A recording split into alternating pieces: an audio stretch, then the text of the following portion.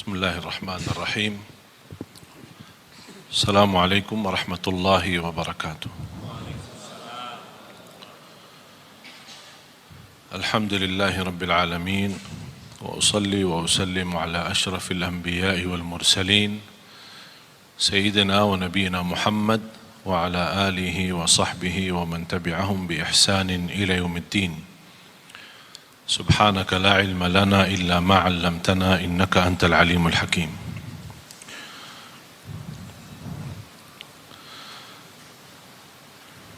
Alhamdulillah wa syukurillah atas izin Allah subhanahu wa ta'ala kita bisa berduduk bersama di majlis ilmu yang mudah-mudahan menjadi majlis yang bermanfaat untuk kita semua. Saya ingin menyampaikan, membagi bersama Bapak Ibu ilmu bagaimana luar biasa keindahan dan keajaiban Al-Quran. Subhanallah, bukan sampai hari ini, bahkan sampai hari kiamat tidak akan habis keindahan Al-Quran, tidak akan habis keajaiban Al-Quran, tidak akan habis kemukjizatan Al-Quran. Al-Quran diturunkan bukan hanya untuk dibaca, tapi inti dari diturunnya Al-Quran adalah untuk ditadabburi dan dihayati. Salah satu ayat yang membuat saya berfikir, bahkan sebab ayat tersebut membuat saya berhenti, bertahan, tidak melanjut kebiasaan rutin saya mengkhatam Al-Quran. Ini sudah masuk hari kelima. Masuk hari kelima, saya belum mampu melanjut bacaan tilawah rutin saya untuk mengkhatam Al-Quran. Sebab dua ayat ini di surat Fatir, mudah-mudahan Bapak Ibu bisa tertulis dua ayat ini, ditulis, difahami, dibelajari, kalau bisa hafalkan.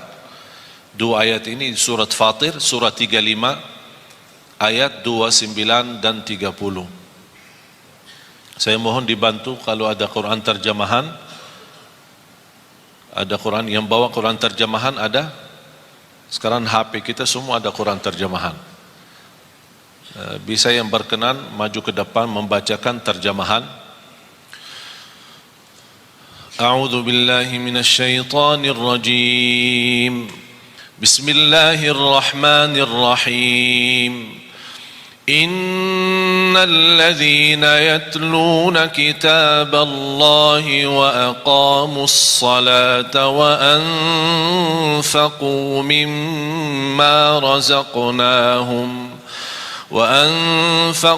مما رزقناهم سرا وعلانية يرجون تجارة لن تبور ليوفيهم أجورهم ويزيدهم من فضله إنه غفور شكور صدق الله العظيم.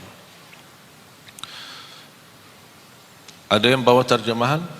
Bisa dibantu terjemahannya? Saya minta, karena walaupun saya sejak kecil menghafal Al-Quran, tapi subhanallah kadang-kadang ketika membaca, jujur saja jamaah sekalian, belum tentu semua bacaan kita 100% bisa ikhlas. Belum tentu 100% bisa merasa keindahan. Pasti ada satu saat tersentuh sebuah ayat. Di antara kita pasti saya yakin berbeda-beda sukaannya ayat Al-Quran. Bukan berarti tidak suka ayat yang lain, suka. Tapi ada sebuah surah atau sebuah ayat lebih Bapak Ibu menyukai ayat ini daripada yang lain. Misal ada yang lebih tertarik kepada Yasin, ada Ar-Rahman, ada Al-Kahfi, ada surah Maryam, ada surah Yusuf. Ada yang sukaannya suratul Fatihah, ada yang sukaannya surat Qul Huwallahu Ahad. Macam-macam. Yang membuat kesukaan surah tertentu, yang membuat jauh lebih menikmati ketika membaca maupun mendengar. Apalagi kalau bisa mendengar dengan murattal yang fasih, bacaannya sempurna dan tajwid, dan irama yang begitu luar biasa. Ini sangat membantu terasa oleh hati kita. Jadi saya jujur saja, saya bicara kebiasaan kondisi. Ketika kita membaca, misal contoh Rasulullah SAW pernah membaca satu ayat di suratul Maidah, ayat yang terakhir suratul Maidah, dua ayat terakhir suratul Maidah.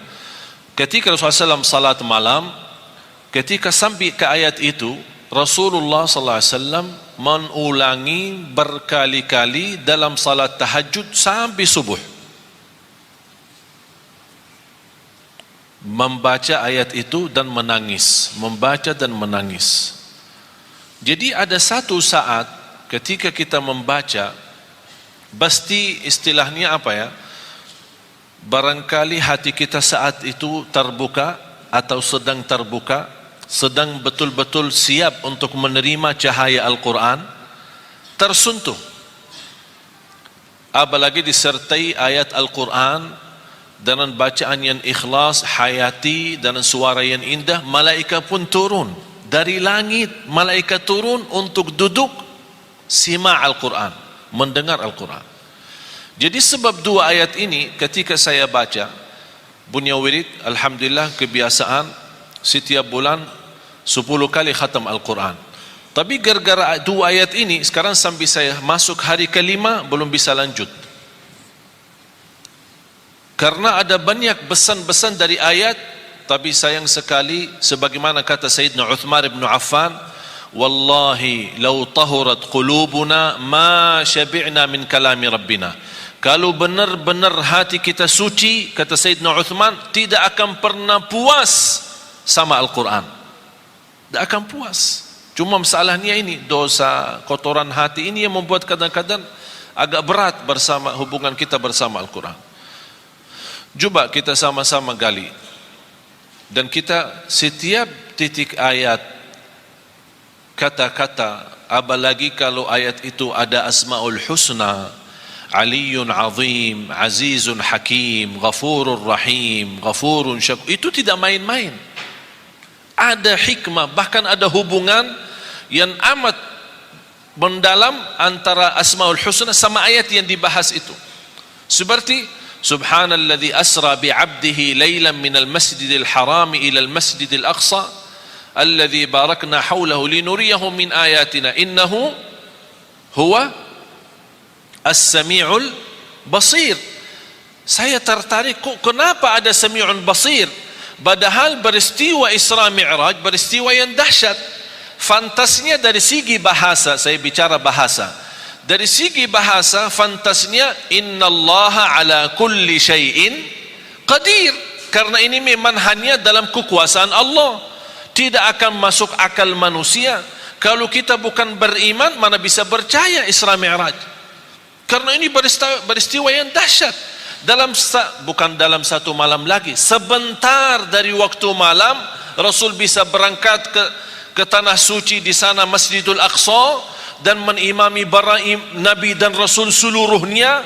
312.000 para Nabi dan Rasul, mereka semua berkumpul di sana. Mereka menghadiri, ikut imam Rasul SAW.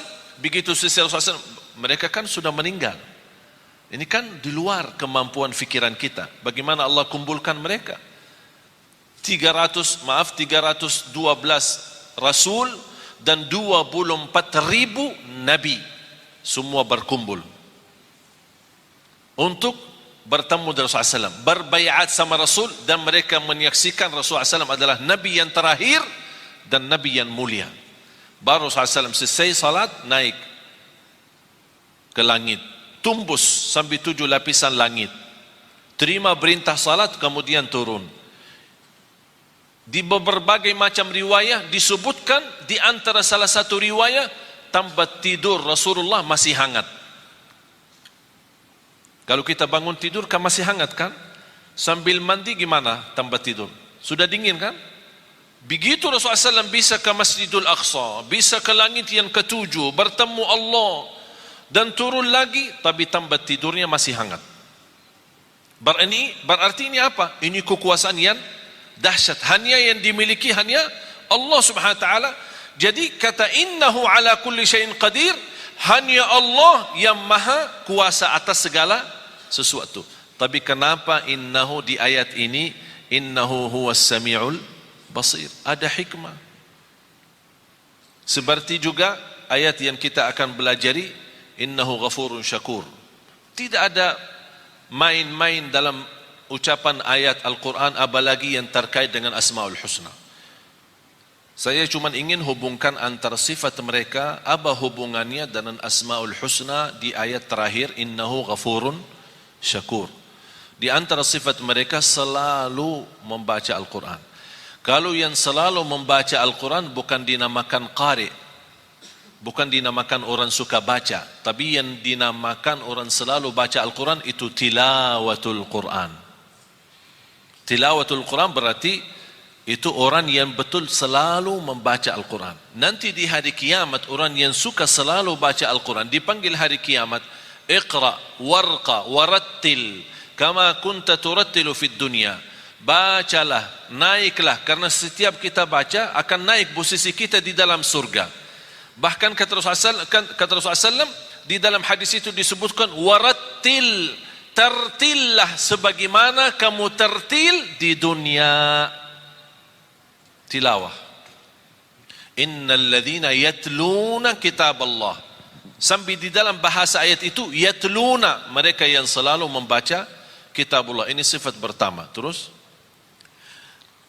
dan melaksanakan sholat dan menginfakkan sebagian rezeki. Selalu kalau ada bahasan salat tidak ada kerjakan salat, tapi selalu ada mendirikan salat. Iqamus salat wa aqimus salat.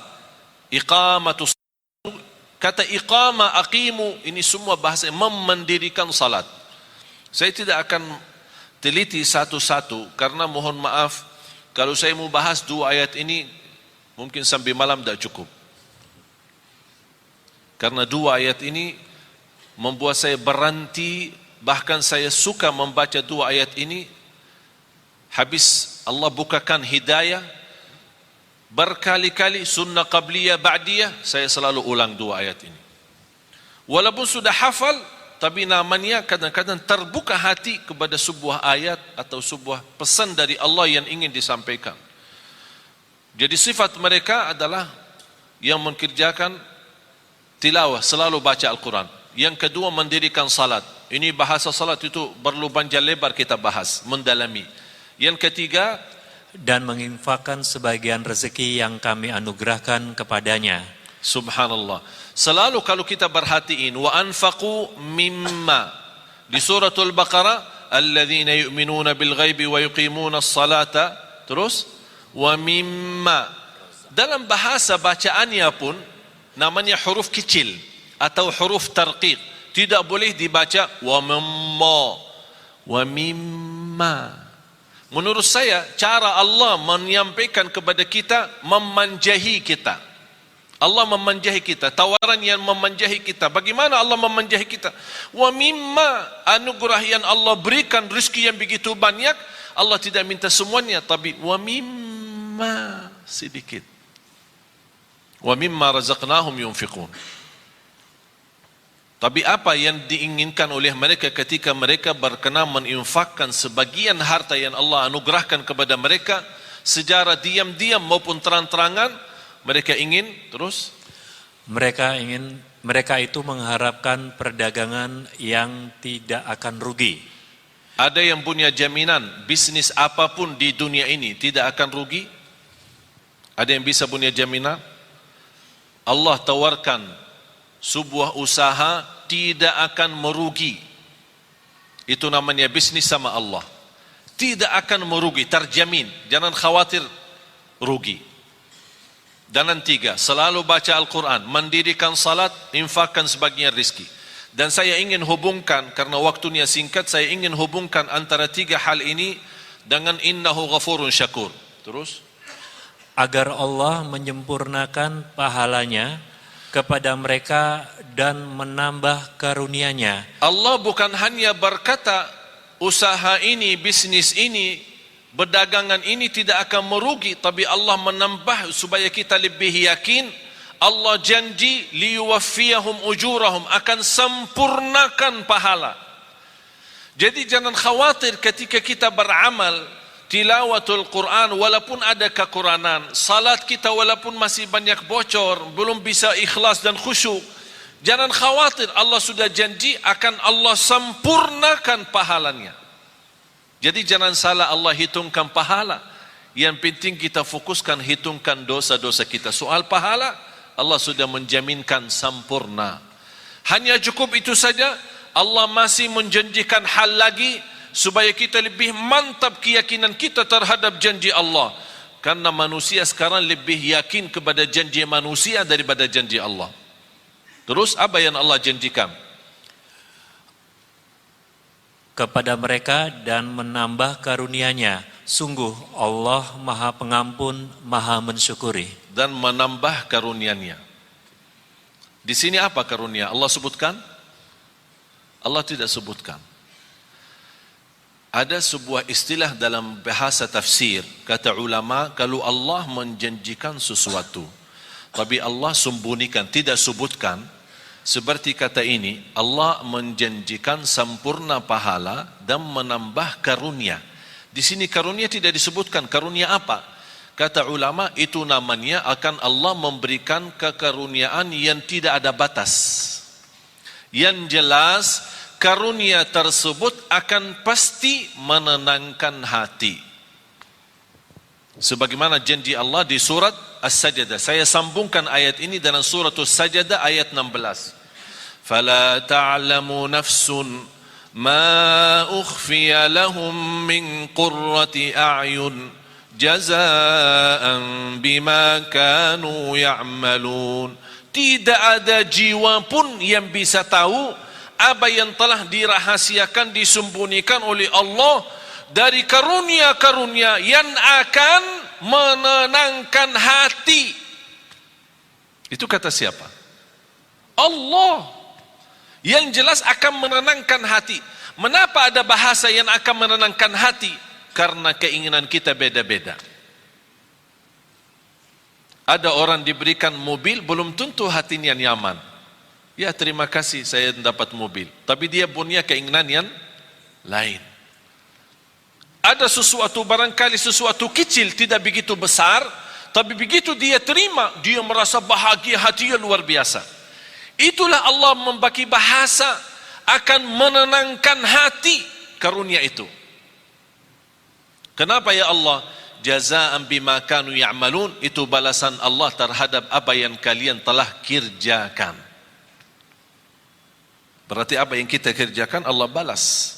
Bukan hanya balas pahala yang sempurna, tapi terjamin karunia yang akan menenangkan hati. Oleh karena itu di akhir ayat ini, innahu ghafurun syakur. Artinya, sesungguhnya Allah Maha Pengampun, Maha Mensyukuri. Apa hubungan Allah Maha Mengampun dan Maha Mensyukuri? Allah Maha Mengampuni ketika kita membaca Al-Quran masih banyak kesalahan. Daripada yang salah tapi tidak pernah baca Quran. Salah baca Al-Quran masih termasuk diampuni Allah daripada yang salah tidak pernah baca Quran. Artinya jangan ada yang berkata saya takut salah. Allah sudah berkata Allah Maha Mengampuni. Salat, pasti salat kita banyak kekurangan. Sunnah qabliyah ba'diyah, masbuk berapa kali, ketiduran salat subuh, Allah Maha Mengampun. Asal ketika kita salat harus kita juga komitmen sama diri. Jangan karena Allah Maha Mengampuni kita malah jadi malas-malasan. Justru harus kita menjadi orang yang malu. Allah memberikan kesempatan untuk kita bertaubat dan memperbaiki lagi supaya menjadi lebih baik. Salatnya lebih baik sama Al-Qurannya, lebih baik sedekahnya. Termasuk kata sedekah, apa urusan sedekah sama Allah Maha Mengampuni? Pasti dalam memberikan sedekah kita tidak akan terlepas daripada sifat bangga. merasa diri, oh saya bersedekah itu, yang ini orang lebih kaya tapi tidak pernah bersedekah. Namanya kan hati, perasaan. Ada ucapan-ucapan, barangkali kita tidak pernah ucapkan lidah, tapi perasaannya yang ucapkan, hati yang ucapkan. Allah menampuni dosa itu. Terus syakur, innahu ghafurun syakur. Saya ingin Bapak Ibu tolong kalau bisa belajari hafal ayat 2 ayat ini. Surah Fatir, surah 35 ayat 29 dan 30. 2 ayat saja. Belajari, dalami, kalau bisa hafal. Luar biasa manfaat dan dahsyatnya. Memberikan keyakinan yang luar biasa. Syakur. Apa hubungan syakur sama tilawatul Quran, baca Quran, sama mendirikan salat, sama sedekah? Pertama harus kita sepakati apa arti syakur. Ayo, apa arti syakur? Syakur kan Asmaul Husna, salah satu nama Allah. Kalau di bahasa Indonesia kan syakur itu yang maha mensyukuri. Tapi masih belum pas. Dan selalu saya sampaikan ke jamaah, belum ada dan tidak akan ada. Belum ada dan tidak akan ada bahasa yang mampu kupas isi Al-Quran selain bahasa Arab. Bahasa Inggris, bahasa Indonesia, bahasa Melayu, bahasa apapun, hanya kemampuannya terjemah saja. Isinya lebih dalam, lebih terlihat, mutiara-mutiaranya, keindahannya, tidak ada yang bahasa yang bisa, hanya bahasa Arab. Ketika saya membaca innahu ghafurun syakur, saya faham apa maksudnya syakur di sini dibandingkan dengan amalan yang Allah sebutkan sebelumnya. Syakur dalam bahasa Arab, tolong hafal, huwallazi yu'ti al-ajra al-kathir bil amalil qalil, yang artinya asy-syakur yang menjaminkan pahala yang banyak dengan amalan yang sedikit.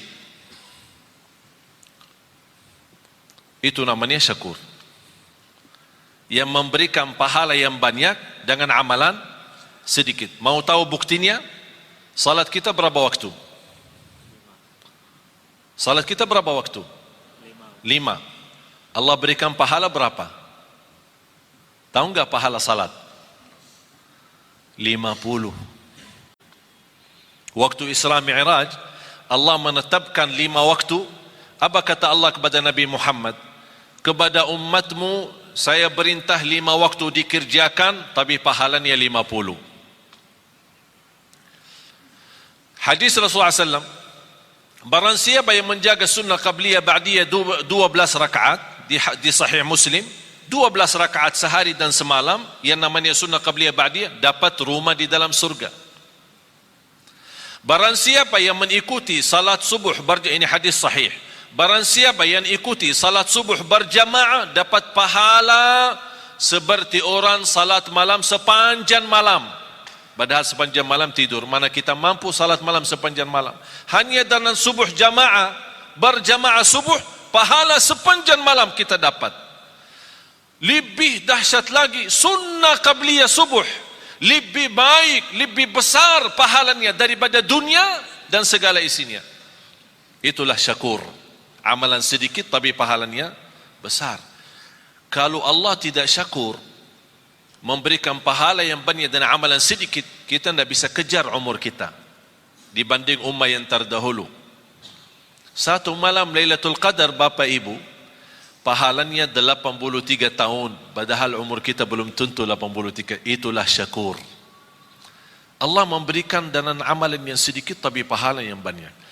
Saya tanya anda sekalian, ketika ada orang membantu kita, memberikan tolongan apapun, dari segi bantu pinjaman atau bantu kendaraan, kita perlu ada acara, kita pinjam mobilnya sebentar, tapi di saat kita minta tolong orang itu dan dia berkenan membantu kita, benar-benar di saat yang sangat membutuhkan bantuan tersebut, kira-kira bagaimana perasaan berterima kasih kepadanya? Tinggi kan? Setiap kita doa pasti ingat dia. Setiap ketemu terima kasih. Tidak ada habisnya. Bertahun-tahun masih ingat, tidak akan lupa. Begitu juga Allah sifat syakur. Apapun amal saleh yang kita kerjakan, jangan khawatir Allah tidak akan lupa kebaikan kita. Tapi yang semestinya kita malu. Sebagaimana Allah tidak lupa kebaikan kita, Allah juga tidak lupa dosa-dosa kita. Tapi subhanallah, tanda Allah syakur, ketika kita berdosa, Allah perintahkan malaikat jangan dituliskan dulu. Disebutkan berbagai macam riwayat, diberikan kesempatan 3 hari supaya taubat. Kalau dia taubat sadar malu, diampuni dosa, tidak perlu ditulis. Dan begitu luar biasa syakurnya Allah kepada manusia. Dan amalan yang sedikit diberikan pahala yang banyak. Dan sedekah Allah subhanahu wa ta'ala, ini saya kaitkan antara hubungan Quran, sedekah sama syakur. Yang kita beri kepada Allah berapa? Dan yang Allah berikan kepada kita berapa? Rizki yang kita miliki Bapak Ibu, kalau kita mau hitungkan harus kena denda dan bayar, mana orang sanggup? Setiap mau hirup udara yang segar harus bayar.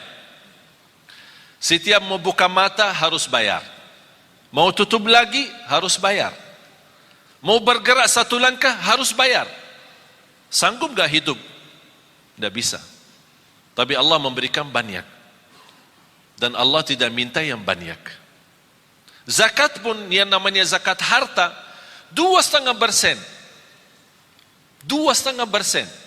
Mengapa 2,5%? Harta Allah berikan banyak, tapi Allah tidak minta yang banyak. Supaya sisanya buat nikmati. Silahkan nikmati. 2,5% setiap hari? Tidak.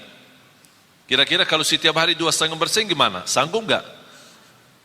Setiap bulan? Bukan. Setahun sekali. Contoh, pegawai, karyawan, orang bekerja yang menerima gaji. Kalau gaji anda 10 juta atau 5 juta. Ustaz, jangan 5 juta terlalu banyak. Ya udah 2 juta. 2 juta berbulan. Dalam satu tahun berapa? 24 juta. Berarti ada zakat kan? Tapi banyak orang salah hitung. Selama 1 tahun anda punya keperluan. Kontrak, ada kos-kosan, pulsa, makan di jalan, bayar ini, bayar itu, ada cicilan, tagihan handphone, cicilan, bajunya cicilan, semuanya cicilan. Jadi bayarkan tagihan sana sini. Ternyata akhir tahun, pas kita mau hitungkan tabungan terisi atau tersisa dari sepanjang tahun gaji, ternyata yang tersisa hanya 800.000. Berarti anda tidak ada zakat. Anda tidak ada zakat. Karena yang terhitung bukan berapa gaji, tapi berapa yang tersisa dari gaji. Faham Bapak Ibu? Tapi kalau bersedekah bebas. Zakat wajib, sedekah bebas. Bahkan ada orang punya kelebihan bersedekah tapi tidak pernah zakat. Kenapa tidak pernah zakat? Karena tidak pernah ada uang. Begitu datang uang, sedekah. Datang uang lagi, sedekah. Berarti zakat tidak ada. Alhamdulillah sekarang umur saya 39, sebentar lagi mau 40. Saya seumur saya sampai titik ini saya tidak pernah zakat harta. Tidak pernah zakat harta. Kok masa Ustaz tidak pernah zakat? Kan zakat salah satu rukun Islam. Tidak pernah zakat. Kenapa? Karena saya tidak suka simpan duit. Tidak suka simpan. Kalau begitu suka simpan, Allah ajarkan, jangan lupa zakat. Supaya Allah biasakan manusia jangan suka simpan duit. Jangan terlalu cinta dunia. Kalau sudah duit terkumpul, begitu mulai kurang angka-angkanya, mulai pusing, sakit. Yang awal-awalnya 50 juta, banyak nolnya, begitu kurang nol, ini nolnya kemana ini? Ternyata nol berharga. Allah menajarkan supaya kita jangan terbiasa cinta nol itu. Supaya mudah membagi. Banyak yang Allah janjikan. Oleh karena itu, titipan yang Allah berikan itu pun Allah tidak perintahkan harus keluarkan semua. Hanya sebagian. Karena Allah syakur, akan Allah berterima kasih kepada anda yang berkenan menwakafkan, berkenan membantu, berkenan mensedekahkan di jalan Allah. Bagaimana tanda Allah berterima kasih kepada kita? Akan Allah berikan kelebihan dan karunia yang Allah sudah janjikan dalam ayat itu. Karunia-karunia yang tidak pernah diduga. Bisa karunia keturunan, bisa karunia penghafal Al-Quran. Ada orang dan Masya Allah rajin sedekah. Saya punya ibu saya orang awam, bukan ulama, bukan ustazah, awam. Bahkan termasuk buta huruf, dah bisa baca Quran, baru saja mulai baca. Bagaimana dia bisa memiliki anak 12, termasuk saya, 12 bersaudara, 9 laki-laki, 3 perempuan. Di antara 12, 10 penghafal Al-Quran, 30 juz, bukan juz 30. Soalnya mohon maaf, kalau di Indonesia bilang hafiz, banyak orang bilang hafiz, tapi hafiz cuman juz amma, juz 30. Sudah dianggap diri hafiz. Kalau gelar hafiz kita di Madinah, kalau orang sebut hafiz, berarti yang dimaksud hafal 30 juz. Karena kemarin dites, ada beberapa saudara kita, para hafiz kita kumpulkan, ada lamaran kerjaan di Qatar, di negara Qatar, mencari imam-imam dan muazzin dari Indonesia. Yang hafal dapat gaji hampir 2.500 dolar US, tambah tinggal, tiket setiap tahun pulang pergi, dan fasilitas kesehatan, anaknya sekolah dan yang lain-lain. Tapi syaratannya hafal 30 juz. Banyak daftar melalui yayasan kami, diberikan kepercayaan, datang mereka daftar, hafal, hafal, hafal, hafal. Semua daftar. Pas hari ujian, di depan para petugas yang datang dari Qatar, sudah ini berapa hafal? 30 juz. Siap dites? Siap. Tapi mohon boleh enggak dites cuma 5 juz? Astaghfirullahaladzim. Kau daftar 30 juz, kau mau dites 5 juz? Kenapa? 25 yang mana? Hilang. Jamaah sekalian dimuliakan Allah Subhanahu wa taala. Saya ingat ketika saya di bandara, saya bertemu seorang, saya tidak kenal. Tapi ternyata beliau dari Arab, kenal muka saya, sering lihat di YouTube. Dia tegur saya, Assalamualaikum warahmatullahi wabarakatuh. Dia bawa keluarga, istri sama anak. Begitu selesai salaman, biasa-biasa saja saya jalan, mau lewati imigrasi, saya lihat beliau antri. Saya bantu, punya keluarga, punya anak. Kalau kita ada kesempatan, saya yakin Bapak Ibu kalau di posisi saya, pasti kalau bisa bantu, pasti akan bantu mereka. Saya minta izin, mana paspornya, biar saya bantu. Saya ambil paspor, saya serahkan ke petugas imigrasi. Saya kenal mereka baik, alhamdulillah, dibantu, lurus. Apa yang terjadi? Bapa sama istri sama anak dilewatkan oleh petugas imigrasi tanpa diperiksa wanita. Wanita kan Arab cadar. Biasanya kalau masuk ke imigrasi harus buka cadar, disesuaikan dengan paspor. Tapi karena mereka bawaan saya tidak diperiksa, percaya, lurus, jalan. Ini cerita hampir sudah 3 bulan. Sungguh Bapak Ibu, sampai sekarang si ibu itu beribuan terima kasih kepada istri saya atas bantuan suami. Kenapa? Ini bukan hal biasa. Kita bisa diluruskan di depan imigrasi tanpa kita dilihat muka. Mereka menganggap perbuatan yang kita bantu hanya hal biasa. Menurut saya biasa, hal kecil. Tapi bagi mereka itu bukan kecil. Begitu luar biasa, setinggi harapan mereka, setinggi perasaan mereka untuk mengucapkan terima kasih. Padahal ini sudah 3 bulan lebih. Allah Subhanahu wa taala Maha besar. Lebih tinggi terima kasih Allah kepada manusia ketika berbuat kebaikan. Syaitan paling tidak suka istighfar. Mengapa setan tidak suka istighfar? Tahu enggak kenapa? Setan bekerja keras pagi, siang, sore, malam untuk menggoda manusia. Terjumus manusia, salah ikut setan, berbuat dosa. Begitu dia ingat Allah, astagfirullah, dia nangis malu. Sebab kata istighfar, Allah ampuni dosanya. Apa kata syaitan? Capek deh.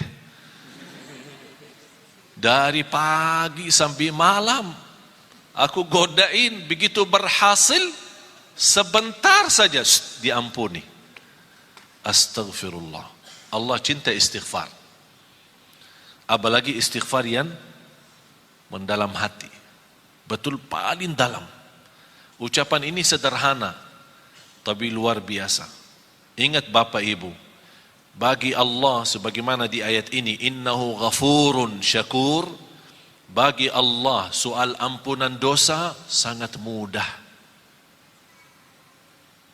Paling enak, paling enteng, paling ringan bagi Allah ampunan dosa. Allah tidak keberatan mengampuni dosa kita. Wa inni laghaffarun liman taba wa amana wa amila salihan thumma ihtada. Kata Allah Subhanahu wa taala, aku ampuni, aku berkenan ampuni. Tapi bagi siapa? Yang berkenan taubat, yang berkenan istighfar. Oleh karena itu ketika kita bertaubat dan menangis, titisan air mata berharga di sisi Allah. Dari mana kita tahu berharga di sisi Allah? Ternyata Rasulullah SAW bersabda, ainun la tamassahan nar, ainun bakat min khasyatillah.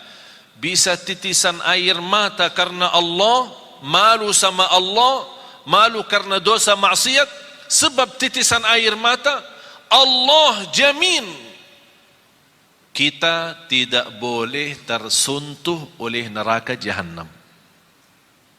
Berarti jamaah sekalian, air mata itu tidak main.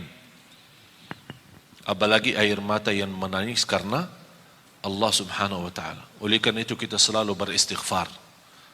Mudah-mudahan istighfar kita yang kita selalu membawa menjadi wirid kita sehari-hari, kita membawa ampunan Allah Subhanahu wa taala. Mari sama-sama berdoa, mudah-mudahan apa yang sampaikan, mohon maaf saya tidak bisa lebih mendalam karena ayat ini memang masih banyak rahasia-rahasia dan keilmuan. Mudah-mudahan apa yang saya sampaikan cukup bisa difahami, bisa dimanfaatkan, dan mudah-mudahan ilmu yang sama-sama kita belajari menjadi ilmu bermanfaat. Amin ya rabbal alamin. Bismillahirrahmanirrahim. Alhamdulillahi rabbil alamin. Allahumma salli ala Sayyidina Muhammad wa ala ali Sayyidina Muhammad.